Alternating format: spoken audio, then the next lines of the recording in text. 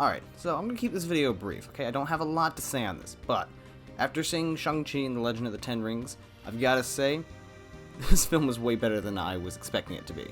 Although I didn't have high expectations for this film to begin with, and I had no prior knowledge of the character, and sadly the last Phase 4 movie wasn't exactly stellar, I didn't expect much going into this film. Though I'm happy to report that this is a definite hit for Marvel in my books. Now, if you don't want to hear any spoilers about films, skip to this time period right here to avoid any of it, okay? But let's get into that. Before I get into the stuff that I really enjoyed about this film, I'm going to go over a few things that it didn't do too well for me, before we get into the good stuff. First off, the plot itself.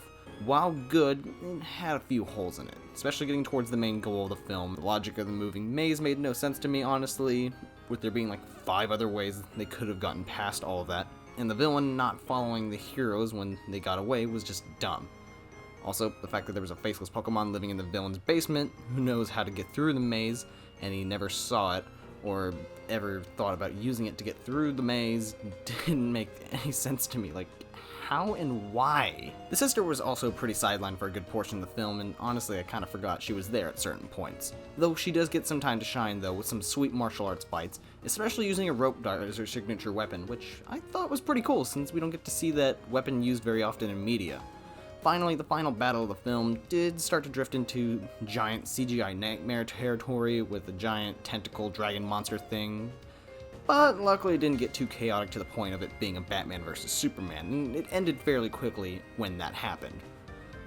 But besides those minor gripes in the grand scheme of things, Shang-Chi and the Legend of the Ten Rings absolutely excels in almost every other category. Like, it might be controversial of me to say this, but I find this to be the best origin story movie since the first Captain America, and even that one was a little rocky. The actors all do a fantastic job, with no one feeling out of place. The characters are great. Shang-Chi was great and charismatic, who felt like a real person, trying to cope with his past and find meaning in his life, and knowing what to do with it. Katie and him had a strong bond in the movie, and it was nice seeing it not turn into a romantic relationship. Though it may change, it's good for now. And speaking of Katie, I thought she was going to be annoying in the movie as the side character that just has to crack jokes or something, but honestly, she didn't come off as that. To me, she was a good character, mostly because she was the comedic relief, but not having to crack a joke every single time, and taking situations mostly seriously when they needed to be. The villain of the film has now joined up with the ranks of Killmonger and Ego as another not terrible and actually good Marvel villain. Like, you feel legitimately bad for this guy, since he's just a grieving widower wanting his wife back and trying to deal with that loss. He was great, and I'm actually kind of sad that he died at the end of the movie. Would have wanted to see more of him, honestly. And with this film being pitched as a martial arts film such as Crouching Tiger, Hidden Dragon, I was interested to see what they could do, but again, my expectations were hindered somewhat since a lot of movies nowadays, including Marvel, have done fights with a lot of cuts and unnecessary close-ups.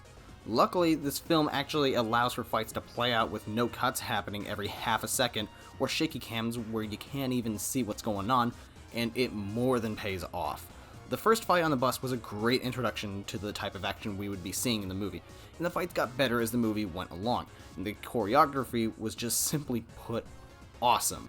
Like, having a move where the main character uses his jacket as a weapon and still puts it back on like nothing happened is freaking cool. Honestly, having little to no expectations for this movie and coming out genuinely positive was a surprise, to be sure, but a welcome one. And I'm excited to see more of Shang-Chi in future Marvel projects, and I'm already anticipating a future sequel. This movie gets an 8 out of 10. I can't wait to see more from this character and more action like it. Go check this out, you'll have a blast, and I guarantee it.